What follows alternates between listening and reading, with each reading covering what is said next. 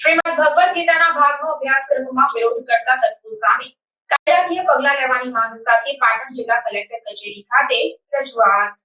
પ્રાપ્ત માહિતી અનુસાર અભ્યાસક્રમમાં શ્રીમદ ભગવદ ગીતાના ભાગનો સમાવેશ થવાથી કેટલાક લોકો પોતાના અંગત સ્વાર્થ અને રાજકીય તુષ્ટિકરણ માટે તેનો વિરોધ કરી રહ્યા છે.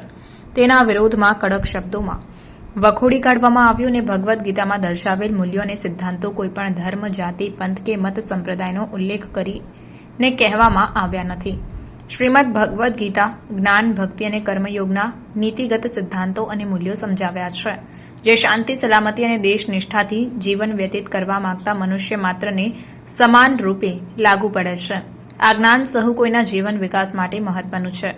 અદાલતોમાં આજે પણ શ્રીમદ ભગવદ ગીતાના નામે સત્યનિષ્ઠા, ન્યાય અને પ્રમાણિકતાના શપથ લેવાય છે, જે વિશ્વના પ્રત્યેક મનુષ્યને સમાન રીતે લાગુ પડે છે. ભારતીય બંધારણના ઘડવૈયા ડોક્ટર આંબેડકરે પોતાના સામયિકોમાં શ્રીમદ ભગવદ ગીતાના શ્લોકોના આધારે લઈ સત્ય સ્થાપના, સત્યાગ્રહ, અસમાનતા અને અસ્પૃશ્યતાનો છેદ ઉડાડવામાં આવ્યો છે. શ્રીમદ ભગવદ ગીતામાં દર્શાવેલ સદ્ગુણોનું વિદ્યાર્થીઓના પ્રારંભિક જીવનમાં સંવર્ધન થાય તે ભવિષ્યના પ્રબુદ્ધ અને શક્તિશાળી ભારત માટે અનિવાર્ય છે. વિદ્યાર્થીઓના અભ્યાસક્રમમાં શ્રીમદ ભગવદ ગીતાના પાઠ સમાવિષ્ટ કરવા માટે રાજ્ય સરકાર અને સવિશેષમાં અભિનંદન પાઠવવામાં આવ્યા છે. શ્રીમદ ભગવદ ગીતાના જીવન મૂલ્યોના પાઠ કોઈપણ ભેદભાવ વિના ભણાવવામાં આવે છે. તેને કોઈપણ જાતના વિરોધથી વિચલિત થયા વિના ચાલુ રાખવા જોઈએ તેવો ભારત વિકાસ પરિષદ સિદ્ધહેમ શાખા દ્વારા અનુરોધ કરાયો છે. આજે અમે ભારત વિકાસ પરિષદ સિદ્ધહેમ શાખા થકી જે શ્રીમદ ભાગવત ગીતા જ્ઞાનનો અભ્યાસક્રમમાં સમાવેશના વિરોધને અમે વખોડવા બાબતે આવેદનપત્ર આપવા આવ્યા છીએ.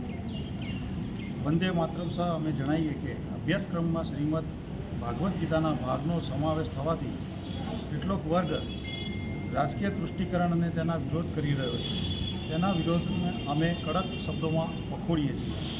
ભાગવત ગીતામાં દર્શાવેલ મૂલ્યો અને સિદ્ધાંતો કોઈપણ ધર્મ, જાતિ, પંથ કે મત સંપ્રદાયનો ઉલ્લેખ કરી કહેવામાં આવ્યો નથી. શ્રીમદ ભાગવત ગીતા જ્ઞાન, ભક્તિ અને કર્મયોગના નીતિગત સિદ્ધાંતો અને મૂલ્યોને સમજાવે છે. શ્રીમદ ભાગવત ગીતામાં દર્શાવેલ સદ્ગુણો વિદ્યાર્થીઓના પ્રારંભિક જીવનમાં સંવર્ધન થાય તે ભવિષ્યના પ્રબુદ્ધ અને શક્તિશાળી ભારત માટે અનિવાર્ય છે. વિદ્યાર્થીઓના અભ્યાસક્રમમાં શ્રીમદ ભાગવત ગીતાના પાઠ સમાવિષ્ટ કરવા માટે રાજ્ય સરકાર અને વિશેષમાં આપશ્રીને અભિનંદન, એટલે કે અમે કલેક્ટરશ્રીને પણ અભિનંદન પાઠવીએ.